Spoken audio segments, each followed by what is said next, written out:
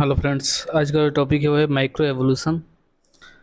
Evolution हम लोग जानते हैं कि शुरू से ही मतलब जीवों में जो शुरुआत जीव थे वो धीरे धीरे एवोल्व होते गए, धीरे धीरे विकसित होते गए।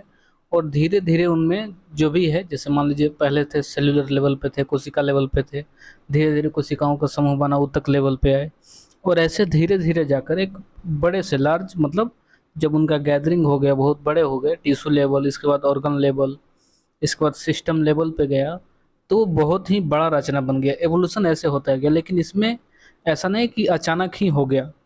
इसमें बहुत सारे गैप के बाद मतलब करोड़ों वर्ष लगे, लाखों वर्ष लगे, इसके बाद धीरे धीरे इवोल्व होते गए।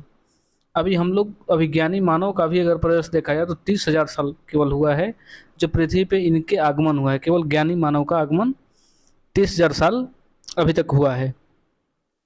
तो आप सोच सकते हैं कि कितना, जैसे कि पृथ्वी बना 4.5 बिलियन, बहुत मिलियन ईयर अगो इतने बना। तो इसके बाद में धीरे धीरे एवोल्व होते गए। पृथ्वी पहले ठंडा हुई, इसके बाद बहुत सारे उस पर धीरे धीरे जो ग्रीन एल्गी हैं जिसे माइकोबैक्टीरियम कहा जाता है, तो वो धीरे धीरे आए और धीरे धीरे विकसित होती गई। तो माइक्रो एवोल्यूशन जो है वो ये कहता है कि जो जीवों में उसके आंतरिक गुण जो है धीरे धीरे विकसित होते हैं। इसमें हम लोग एक मोत्स का उदाहरण ले सकते हैं, जिसमें क्या है कि ये मान लीजिए कि बहुत सारे भृंग होते हैं। यदि ऐसे क्षेत्र में भृंग हैं जहाँ पे वहाँ पे लाल भृंग की संख्या है, और वहाँ पे जो लाल भृंग हैं उनको तो आसानी से पक्षी देख सकते हैं, तो जो झाड़ियों में वो आसानी से छुप नहीं पाएंगे क्योंकि लाल रंग तो दिखाई देगा साफ साफ। तो वहाँ से उसको आसानी से पकड़ लेंगे, जो पक्षी होंगे उसको आसानी से कैच कर लेंगे। और उसका जो पूरी जो गैदरिंग है, उसकी जो समुदाय है, वो धीरे धीरे उसकी जाति नष्ट होगी, क्योंकि वो छुप नहीं पाते हैं, वो आसानी से दिख जाते हैं झाड़ियों में कहीं भी आसानी से। तो इसमें क्या होगा कि वो धीरे धीरे उनकी जो वंश है या वो ख़त्म होते जाएगा। तो इसमें जो है नेचर ने नेचुरल सिलेक्शन जब होगा उसका, तो उसमें नेचर उसको और एवोल्व करेगा। वो देखेगा कि जो झाड़ी है वो हरे रंग की है, तो वो धीरे धीरे इवोल्व होते होते वो हरे रंग में हो जाएंगे। और जब मोत्स जो हैं वो मतलब भृंग जो हैं हरे रंग की अगर हो गए, तो आसानी से पत्तियों में छिप जाएंगे और उनकी जाति, उनका वंश का अस्तित्व बना रहेगा।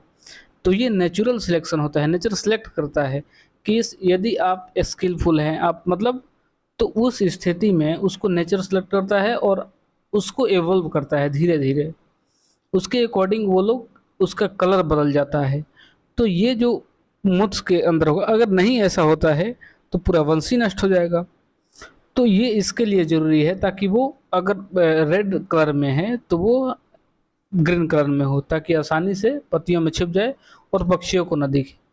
ऐसा ही अगर ऐसा हो जाए, मान लीजिए कोई भृंग है, कहीं पे उसका समुदाय है और हाथी का पाँव उस पर लग गया, तो बहुत सारे उसमें मर जाएंगे। लेकिन अगर कुछ भी उसमें से जिंदा है तो वो धीरे धीरे अपने पीढ़ी को, धीरे धीरे अपने पीढ़ी को बढ़ाएंगे। तो ये सारे एवोल्यूशन धीरे धीरे, उसमें अगर चेंजिंग, कलर चेंजिंग जो हो रहा है वो ऐसा नहीं कि डायरेक्ट हो गया लाल से, डायरेक्ट नहीं, धीरे ब्राउन होगा, ब्राउन के बाद मतलब जिस ओर जा रहे हैं वो धीरे धीरे होगा। ब्लू भी कलर होता है, ऐसे कलर तो अलग अलग होते हैं, ब्लू भी रहेगा तो वो भी दिख जाएगा। तो पहले रेड से ब्लू हुआ, ब्लू के बाद ना ग्रीन होगा, ऐसा थोड़ा ना होगा, अचानक नहीं हो, ऐसा नहीं हो सकता है। तो ये जो एवोल्यूशन होती है वो धीरे धीरे होती है, चाहे हमारे अंदर भी हुआ हो। मानव के अंदर ही बहुत सारे एवोल्यूशन हुए, हम लोग बहुत पहले से हैं। और हमारे बहुत करीबी रिश्तेदार जैसे चिंपैंजी हो गए, गोरिल्लाज हो गए, ये सब बहुत सारे हैं। तो ये हमारे करीबी हैं, लेकिन ये हमारे उस लेवल के नहीं हैं। जैसे देखिए मानव अभी जो आप देख रहे हैं ये हम लोगों का है। जैसे शुरू शुरू में ऐसे, शुरू शुरू में चलने का प्रयास किया मानव, ऐसा नहीं है कि मतलब प्रयास नहीं किया, शुरू शुरू में चलने का प्रयास किया। तो धीरे, अभी तो आप नहीं चल सकते क्योंकि टेट्रापोड डायरेक्ट मतलब 4 पैरों से चल रहा था।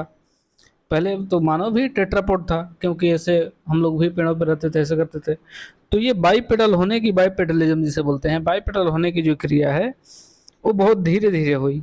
शुरू में वो सोचा कि ऐसे खड़ा होने की कोशिश की, कुछ देर तक चला लेकिन फिर नहीं हो पाया। तो ये एक्सरसाइजिंग की तरह ही हुआ कि धीरे धीरे इवोल्व होते गया। उसकी मसल्स उस अकॉर्डिंग काम करने लगी, उसकी नर्व्स उसके अकॉर्डिंग काम करने लगे। तो सारे जो भी हो, फिजिकल चेंज हो, कोई भी मेंटल चेंज हो, वो यहाँ पे देखिए स्केल भी यहाँ पे दिखाया गया, बहुत सारे स्केल है, सेफेलिक इंडेक्स इनका भी आप देख सकते हैं बॉस कैसे है।